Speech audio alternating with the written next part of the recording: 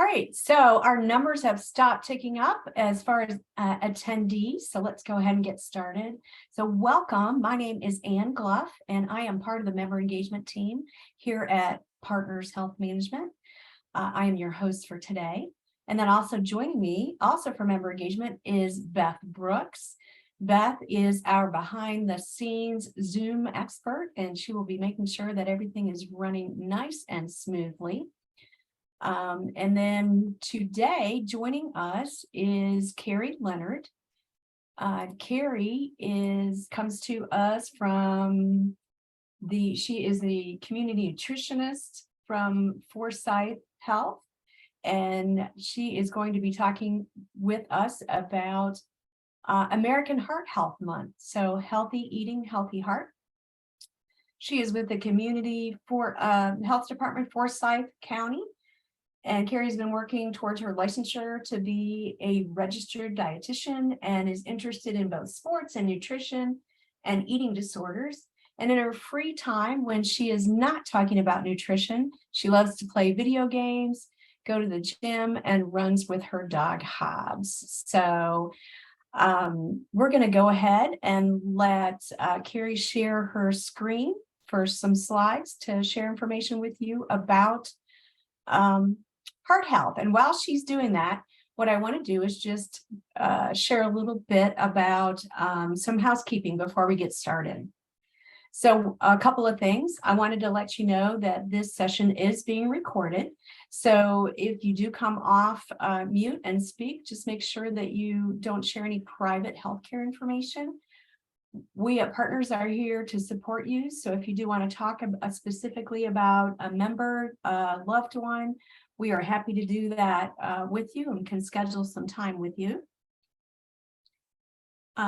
If you have questions during our sessions, what we like to do is go ahead and present all the information.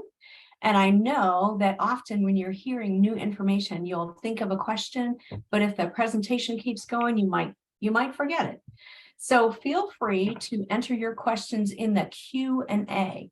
So if you look at the very bottom of your screen, you'll see two little chat bubbles, and underneath it says Q&A. You can click there and enter your question.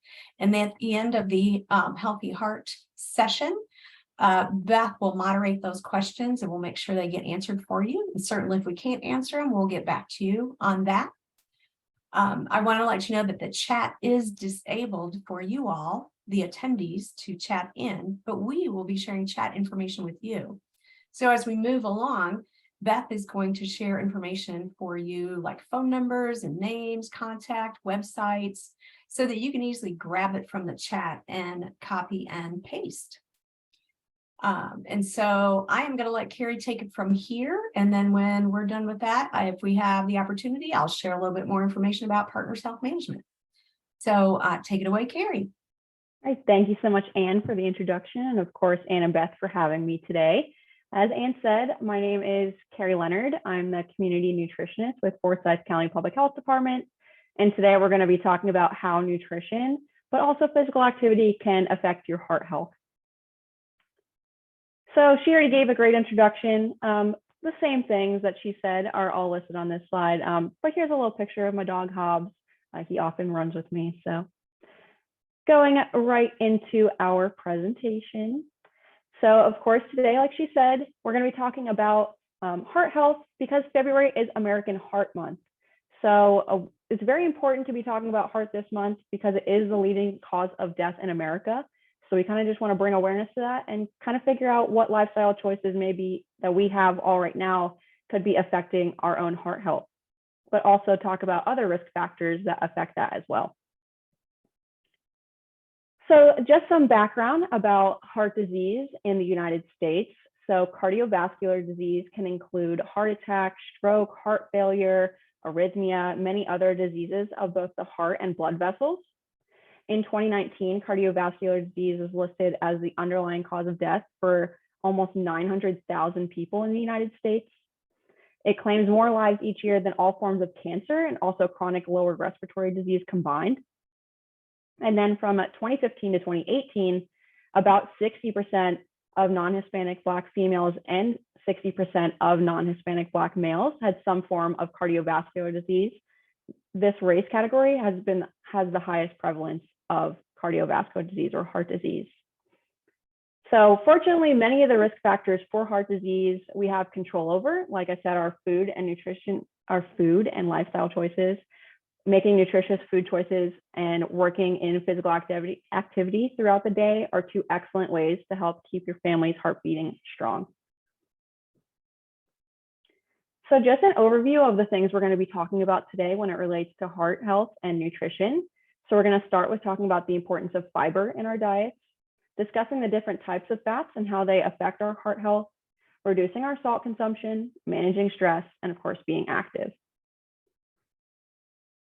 So starting off with what is fiber? So fiber is a type of carbohydrate that our body cannot digest. So this makes it great for our bowel movements, keeps us soft and regular. And it's also great for heart health because it will attach to those bad cholesterols and remove it from the body. Eating fibrous foods also great for regulating your blood sugar because it's unable to be absorbed. It does not cause a spike in blood sugar the way that normal carbohydrates do. So this keeps your blood sugar in a normal target range. So this is very important for individuals who are at risk or diagnosed with type 2 diabetes, if that is also something that runs in your family. But so what foods have fiber in them? There's a list just down below here. Foods that are high in our dietary fiber include those whole grains. I'm sure you all see whole grains very often on advertisements, but of course, all over the bread aisle, many whole grains are going to be in that area, like breads, brown rice, things of that nature. Beans are a great source of fiber. And then of course, our fruits and our vegetables. I did want to kind of give some context. This is the USDA My Plate. And I wanted to kind of talk about their recommendations for consuming healthy meals. So as you can see, this is a graphic that displays all 5 of our food groups. When I was learning about nutrition way back when, early 2000s, we used the food pyramid. This is just the updated version of that. It's just a way to be able to resemble mealtime because of course everyone's going to be eating off of a plate, not a pyramid. So it's to kind of just give you an example of what each section of the plate should look like when it refers to the different food groups and a recommended portion sizing. So like we just talked about, fruits and vegetables, very important for our heart health because of fiber. We have grains. So like we talked about also, whole grains would be a great option for that. And then protein could even come from those beans or other protein options. So taking that graphic and kind of making it into an actual plate of what our meals could look like, I wanted to talk about what the My Plate uses as its recommendations. So of those carbohydrates or grains or starches, which are essentially all the same word at this point, make half of those your whole grains. So look for whole grains listed first on your ingredient list. That could include things like oatmeal, popcorn, quinoa, bread rice, breads, crackers, noodles, flours, anything.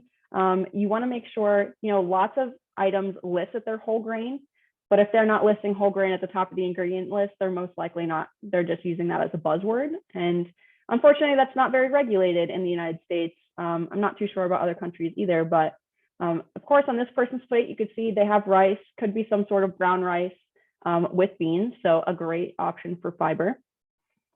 And again, they're keeping to the My Plate of having that of about a quarter of the plate is our starch.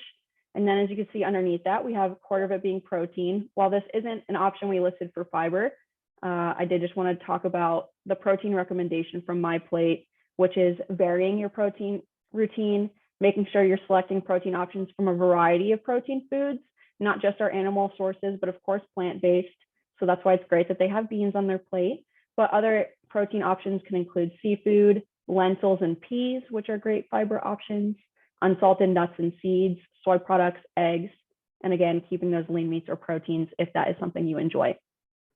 And then on the last part of the plate, of course, you can see instead of a quarter of it being fruit and then a quarter of it being vegetable, they did a half plate of vegetable and then a side of fruit.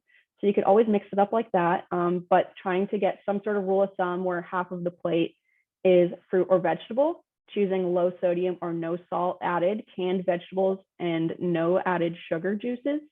So trying to get 100% fruit juices. And of course, trying to increase variety across the whole plate. So even with fruits and vegetables, you may not be normally eating. And since we're talking about whole grain, I kind of wanted to talk about why we often push whole grains over our refined or our white breads and things like that. So as you can see we have our grains here. On the left is the whole grain and the right is the refined or a white grain.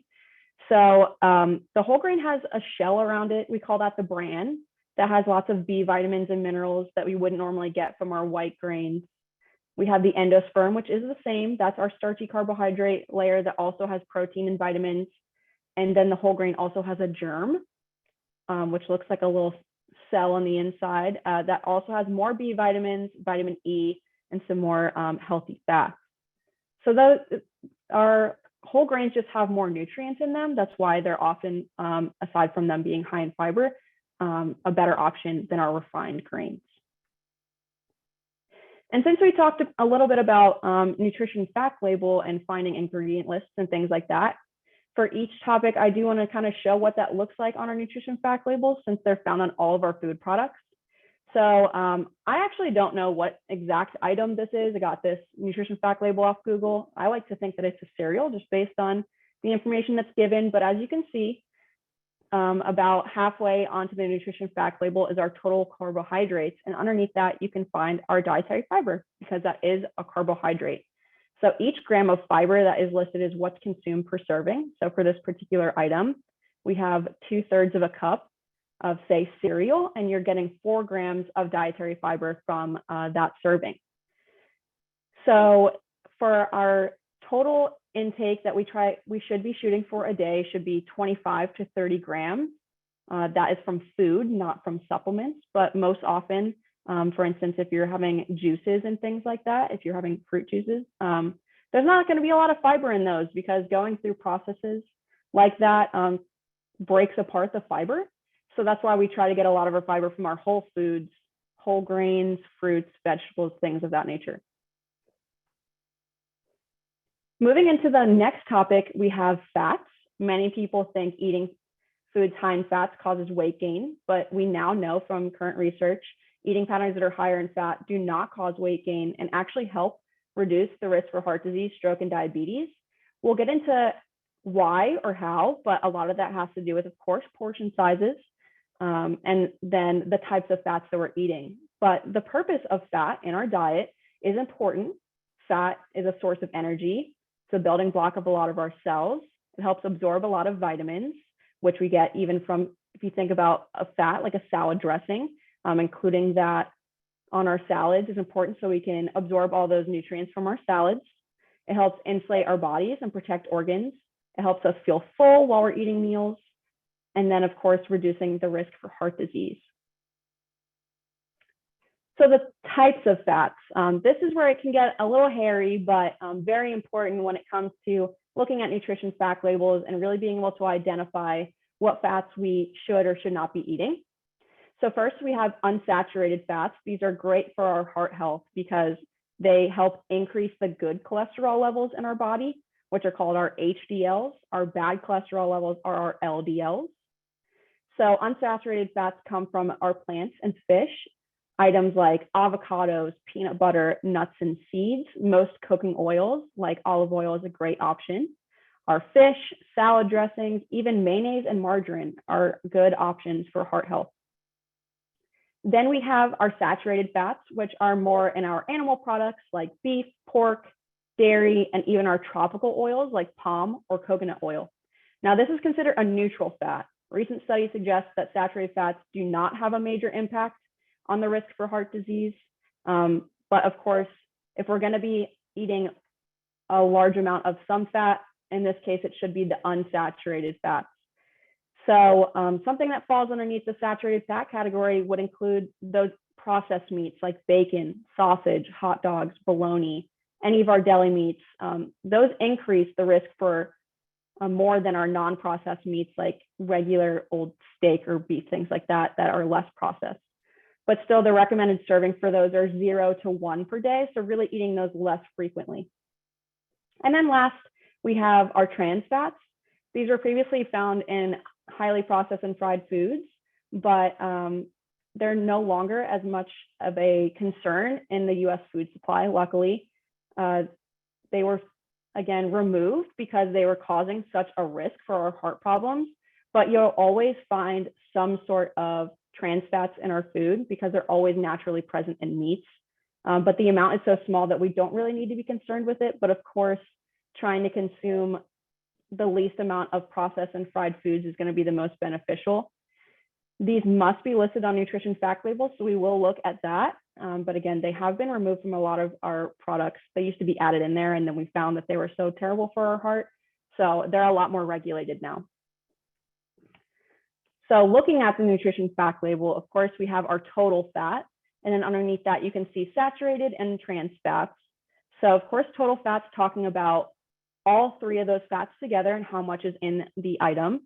So we can deduct that there's 1 gram of saturated fat and 0 trans. So that means there's about 7 grams of unsaturated fat in the item we're consuming.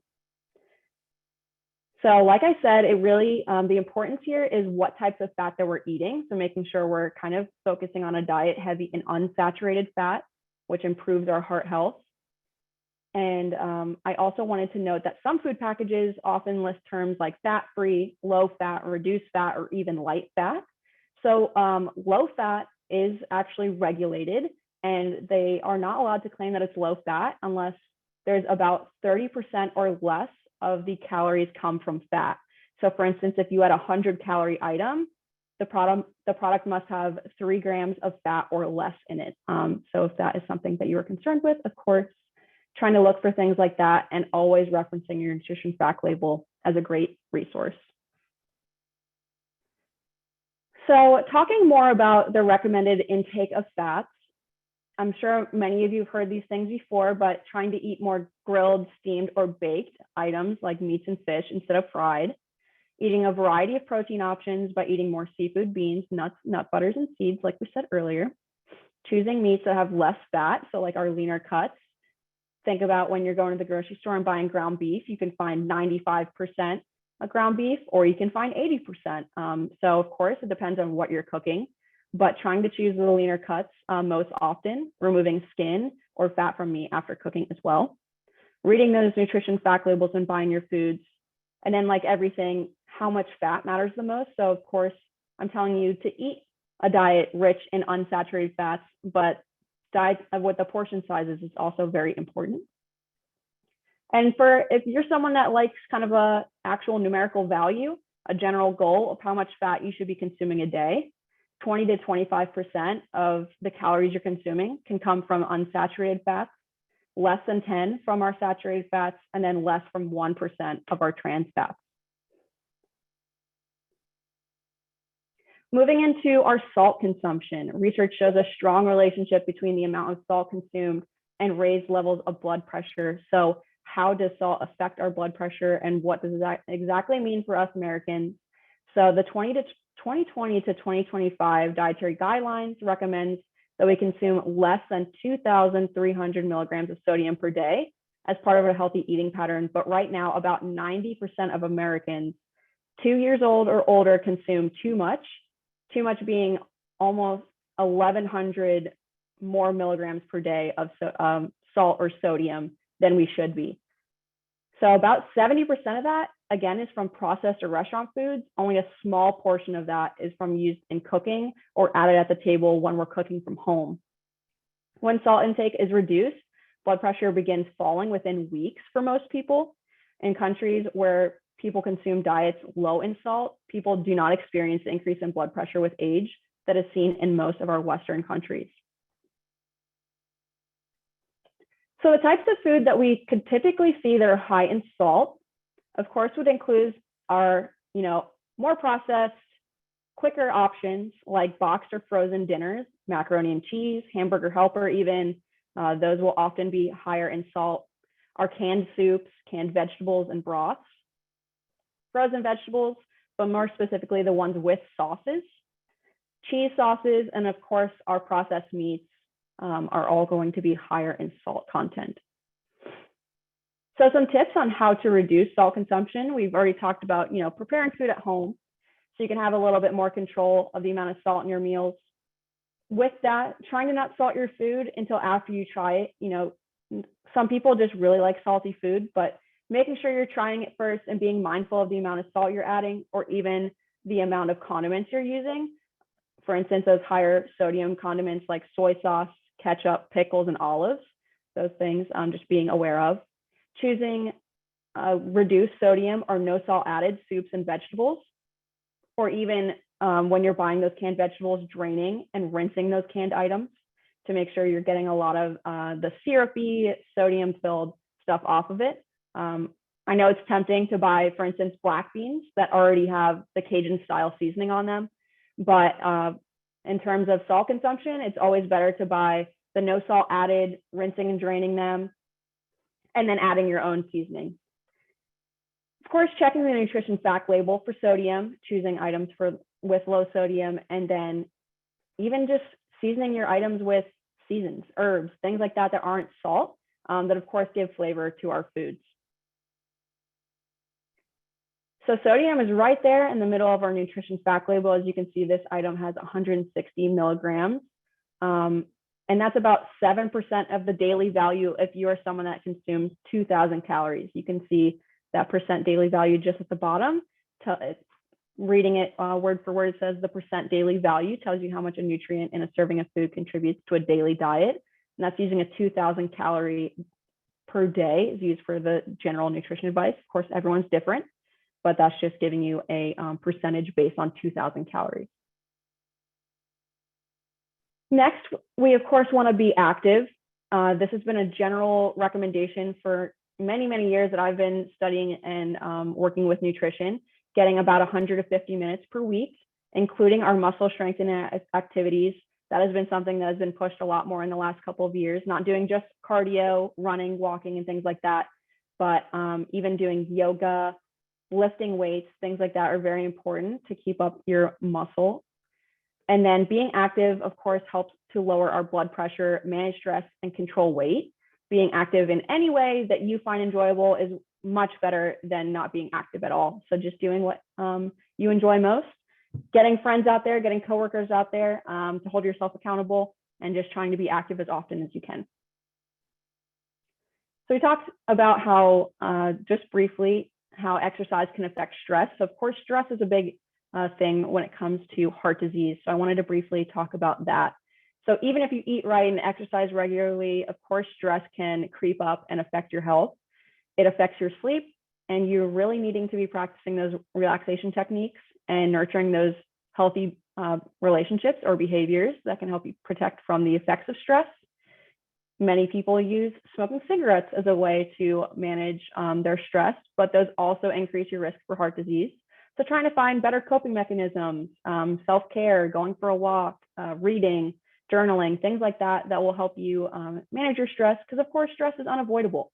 We can't get rid of work stress, life stress, financial stress. So really trying to find a way that works for you to kind of separate yourself from the situation, decompress, and that way it'll be better for your, not just your heart, but your overall health and wellness.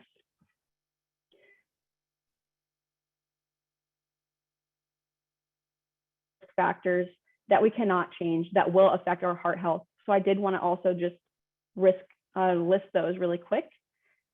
So of course we have aging. The risk for heart disease increases with age, and family history, having a close blood relative like a parent or sibling, can increase your risk of having or getting heart disease.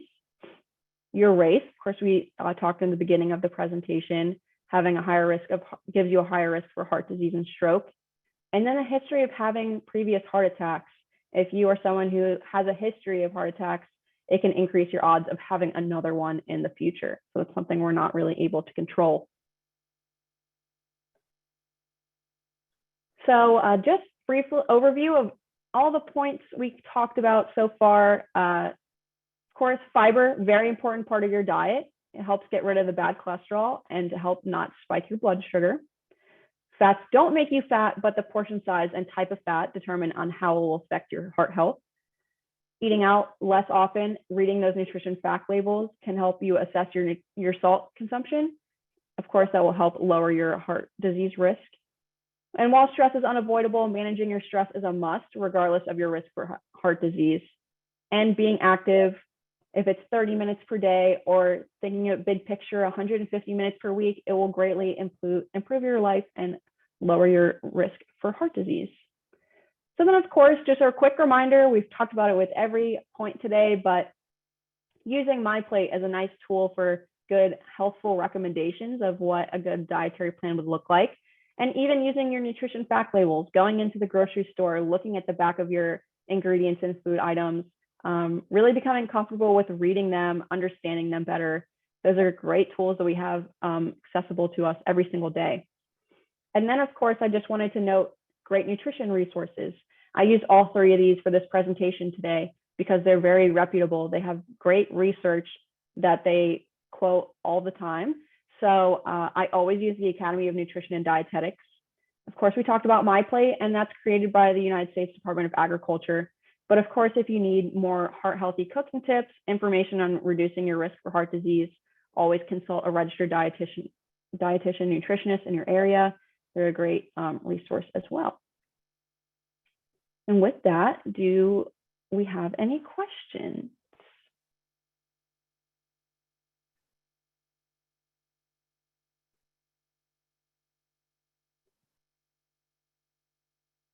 I see one individual said, how important is it to eat edible peelings, for instance, apples, pears, tomatoes, cucumbers, etc.? And what is the actual heart health benefit? So, for instance, a lot of our fiber, you think about apples more specifically, they're, of course, the skins are thicker. That's where a lot of the fiber is going to be. So if you're peeling that off, of course, you're going to get fiber because it's still a fruit. But if it's something that maybe you personally don't like, though, I'm not going to tell you to eat it regardless. Eat what you're comfortable with, but that's where a lot of the fiber is. I'm not going to tell you to eat a banana peel, but of course, things that we typically eat, that is more than fine. That's where the fiber is.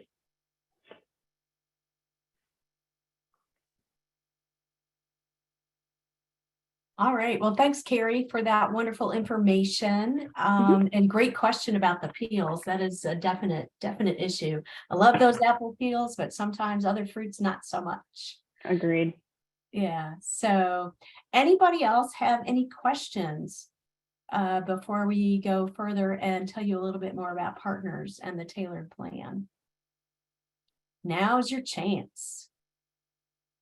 We're happy to, if you want to raise your hand, you can do that by using the reactions at the bottom of your screen. If you just hover over the little smiley face to the right at the bottom. And if you click on that reactions button, you'll see a raise your hand. Feel free to do that, or of course, pop another question into the Q&A. Carrie, I was trying to get your contact information in the chat. So if you don't mind, would you put that in there? Of course. And again, if you have any questions, please put them in the Q&A, or you can raise your hand and I can unmute you.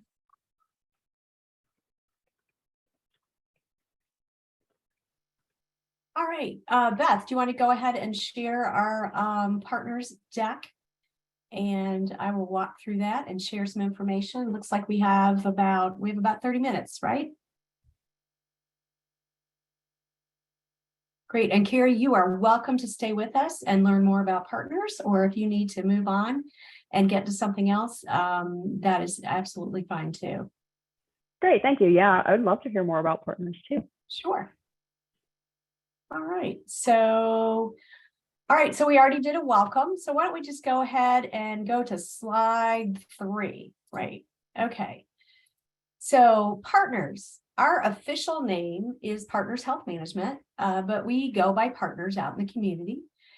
We are very proud to share that we are a member care organization and a health plan. So we're an insurance plan. So when you think of partners, you want to think of someone who manages Medicaid. We're an insurance plan, so we manage Medicaid dollars and also other state-funded services. So you can think of partners as part government agency and part insurance company. So we don't provide direct treatment, but we have a network of providers that provide treatment for those who are in need of support for mental health, substance use disorders, intellectual and developmental disabilities, traumatic brain injury services. So as we move forward, we will be manage one of North Carolina Medicaid's behavioral health IDD tailored plans. And that rolls out on April 1st. And I'm sure if you are in the Medicaid world, you have heard bits and pieces about the tailored plan and that it is coming out soon. So right now, what we do is we manage Medicaid in the area that we cover, which I'll show you those counties in just a moment, for behavioral health only. And so when I say the words behavioral health, I want you to think about, again, that same population that I just mentioned, those that have need for support with mental health, substance use disorders, intellectual and developmental disabilities, or IDD, and traumatic brain injury, so sometimes referred to as a TBI. So that's what we do now. We manage Medicaid, North Carolina Medicaid Direct, and it focuses on those behavioral health services. So if you have any questions anytime about Partners Health Management, you can always reach out to our call center, our member and recipient services at 1-888-235-HOPE or 4673. And so our next slide is going to show you all of the counties that we cover in our area. So Burke, Cabarrus, Catawba, Cleveland, Davie, Forsyth, Gaston, Iredell, Lincoln, Rutherford, Stanley, Surrey, Union, and Yadkin. And I want you to know that there is a managed care organization that covers all of the counties across North Carolina. So if you don't live in one of those counties, there is another managed care organization that manages the Medicaid. All right, so I mentioned tailored plan.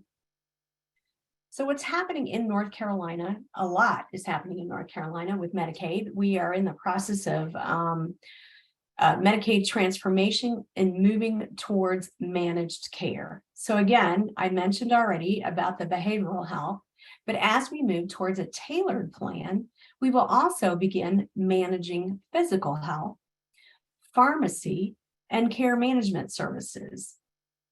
Again, our population, the tailored plan, continues to be focused on those with mental health, IDD, TBI, substance use disorder.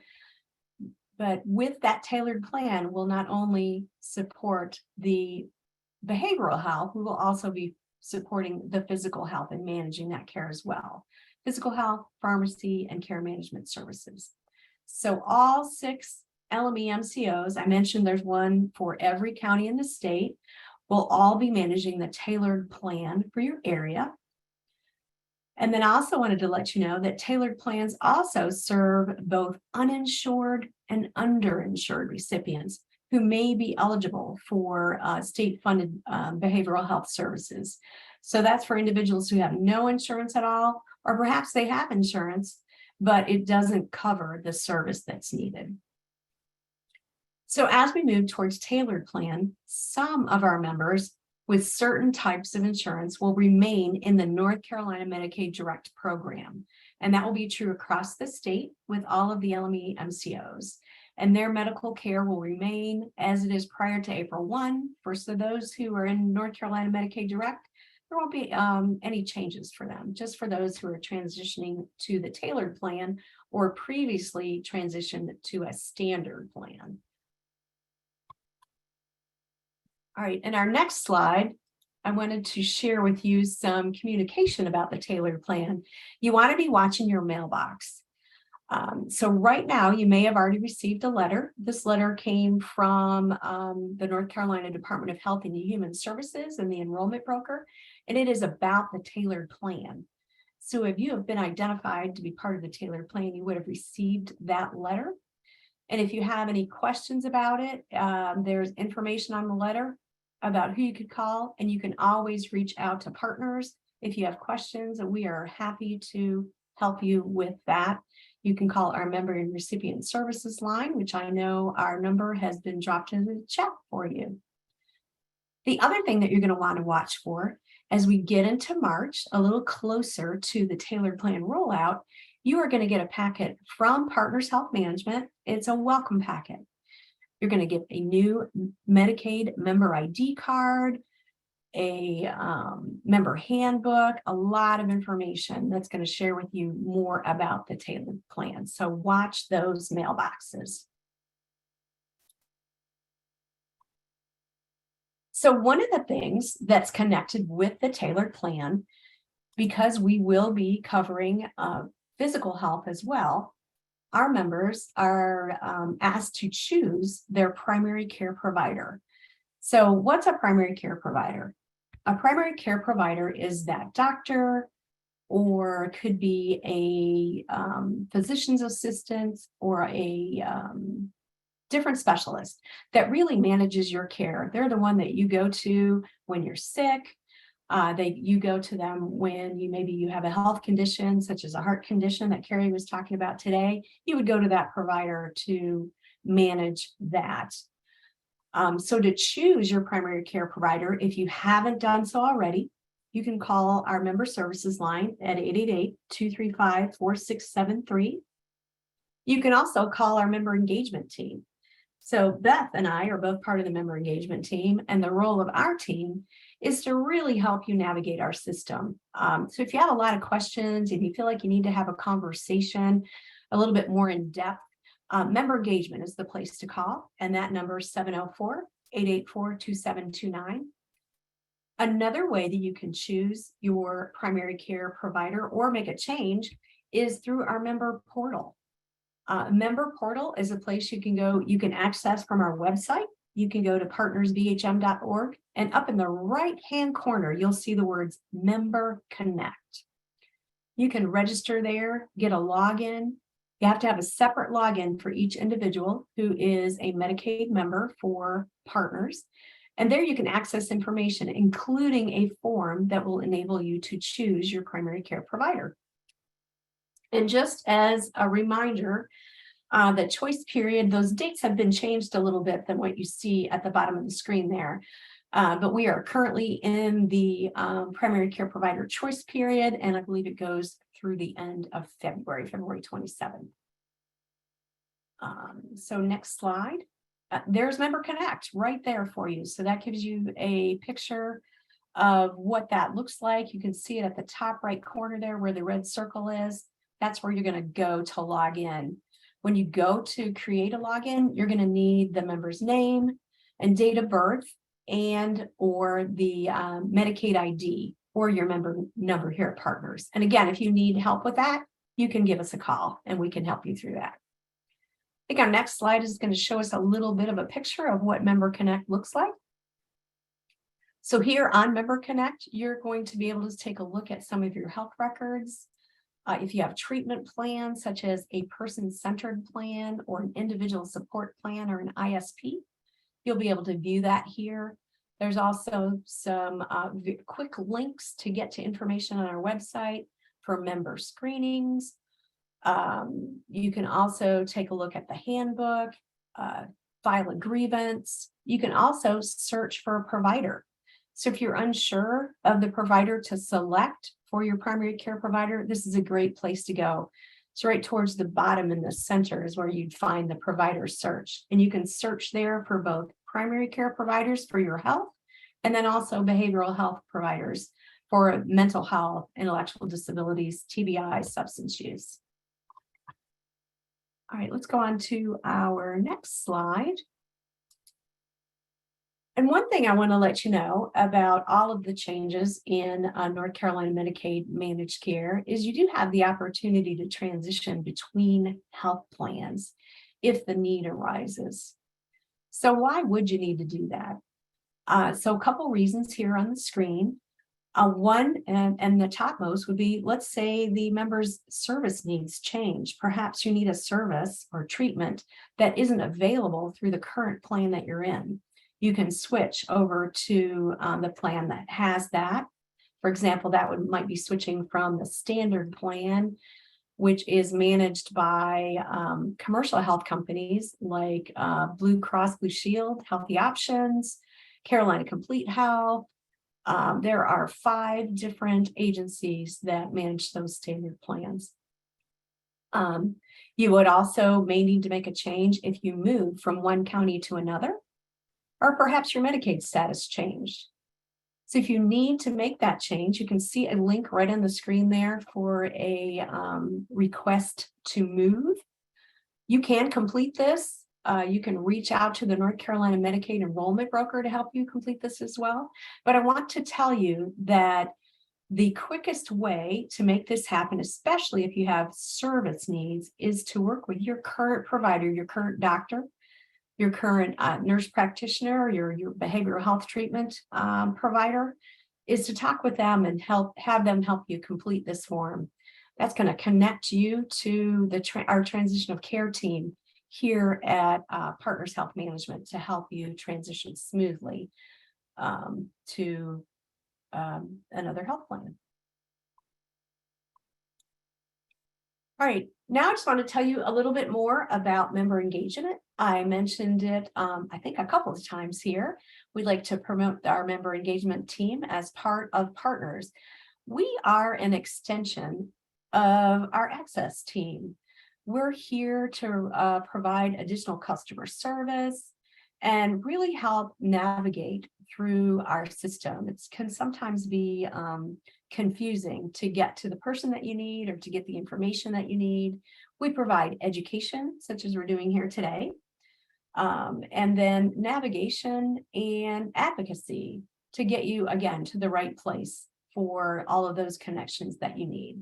So our staff is really dedicated to building strong partnerships, both in the community and here within our team at Partners, so that we can get you the information that you need. And so on the next slide, you'll see our contact information. You can call directly to member engagement. Our number is right there in the center of the screen, 704-884-2729. When you call that number, you're going to drop into a work group here at Partners, and any one of our member engagement specialists can answer the phone. You may get voicemail. We make our best effort to call you back within 24 hours. You can also send a question through email if you prefer to communicate that way to memberquestions@partnersbhm.org. And I also want to let you know that Partners is out on social media, so please keep an eye out on Facebook and Twitter and LinkedIn, all of those things, Instagram. You'll see us out there as well. So next, I wanted to share one of the benefits that we have here at Partners Health Management, and that is our PICS mobile health app. This is an incredible app that you can download on your phone. It is there to monitor both physical and mental health. And we encourage our members to register for the PICS Health phone app. You can see the website right there in the center of the screen at hipics.com. Beth is dropping that into the chat for you, along with a phone number if you have any questions. And the PICS Health app really focuses on wellness check-ins.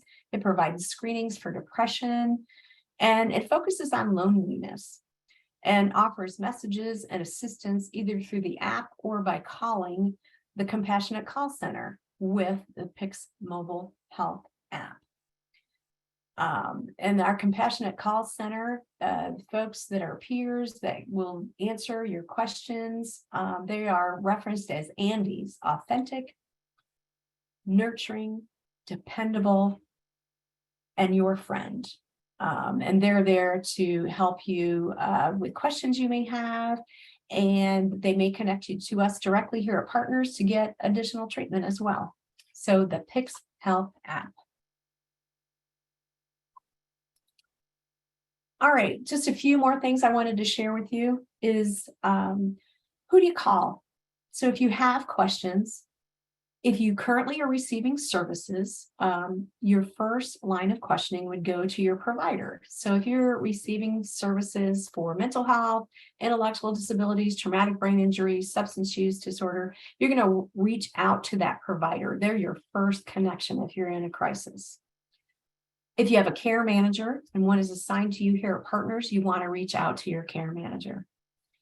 If you're not in services and have general questions, again, you can call member engagement at that same number, 704-884-2729. Reach out to us via email at memberquestions@partnersbhm.org, or you can call our Access Call Center, Member and Recipient Services at 888-235-4673. One more thing I want to share with you before we end our session today. And again, please feel free if you have any questions about Partners and what I'm sharing with you now to drop those into the Q&A. So I wanted to share a little bit about our Consumer and Family Advisory Committee, also known as CFAC. So CFAC is a volunteer group. It's made up of members and family members representing those who receive services. So a representation on our CFAC from those who have individuals in their families that have needs for mental health treatment, IDD, intellectual and developmental disability services, substance use disorder, and traumatic brain injury. And our CFAC is there to advocate on your behalf and for those individuals so that we can improve what happens here with public behavioral health system and at Partners. They can bring your voice into Partners. The member engagement team also brings your voice into Partners, but CFAC is a great way to get involved. So Partners CFAC is looking for more members. So if you're interested, you can email us at cfac@partnersbhm.org or give us a call on the member engagement team at 704-884-2729, and we can talk with you about that. Or you can reach out to Cindy Troba. Cindy is our member engagement manager. She's also the liaison to our CFAC committee. And her number is right there on the screen. Beth is dropping that into the chat for you as well. That's 828-323-8090. And also right at the bottom of the screen is a link to our website where it shares more information about CFAC. So one last thing is to stay in touch with us. This is a really good point. Partners may need to contact you about your health plan. You want to stay in connection with your local department of DSS. All of the mailings that I've mentioned to you, that's where the addresses come from and phone numbers. So it's really important that you keep your local Department of Social Services up to date with a new address that you may have, a new phone number. That information is shared with us through the computer systems. It comes from DSS straight to Partners and the other LME MCOs so that we have your most updated information. If you do receive state funds, you don't have Medicaid, and your contact information changes, you're going to want to contact our call center, Partners Access, at 888-235-4673 with that information. All right, so that is all the information we have for you today for Member Cafe. So now one last opportunity for you to ask any questions that you might have. Feel free to drop them into the chat, or if you want to use that raise your hand feature, we would be most happy to answer your questions.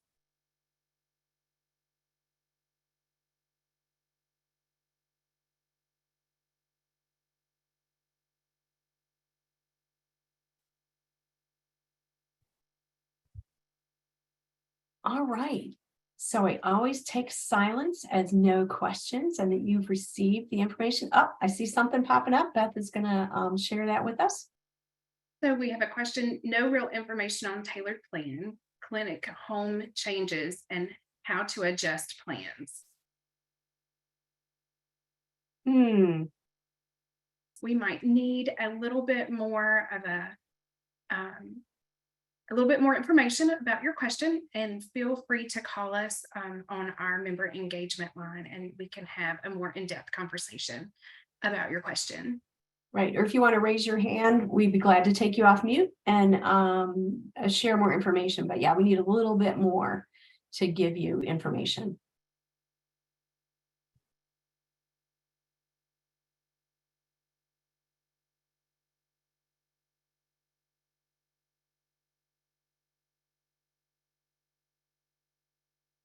All right, I will tell you that we are currently in the midst of a virtual education series. The next session is actually this evening, and it is going to be about tailored plan and non-emergency medical transportation. That's the topic for tonight, but we're going to actually share the registration flyer. Beth, you want to just go ahead and pull that up?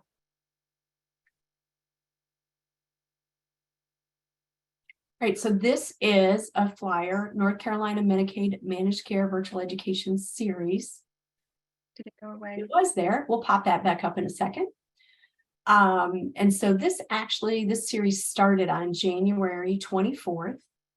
So we are in our fourth session, third session about tailored plan. So you can see as you look at the flyer, there is a series about the tailored plan, which we're in the midst of.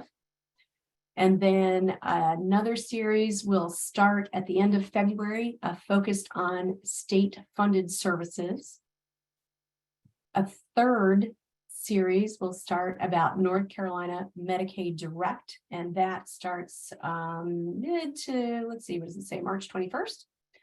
And then we will wrap this up on April 4th with a session for all health plans about where you can find support and information. So Beth, did you drop the link to that flyer into the chat? I did. Yeah. Okay. So if you need that flyer, go ahead and grab that. Feel free to register, and we hope you do join us tonight for more information about North Carolina Medicaid Managed Care. All right. Any other questions before we wrap up today?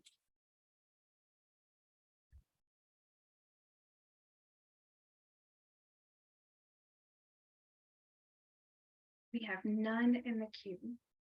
Okay, so it looks like we're going to give you just a few minutes back in your day. I want to say thank you again to Carrie for providing just great information about heart health and how important healthy eating is.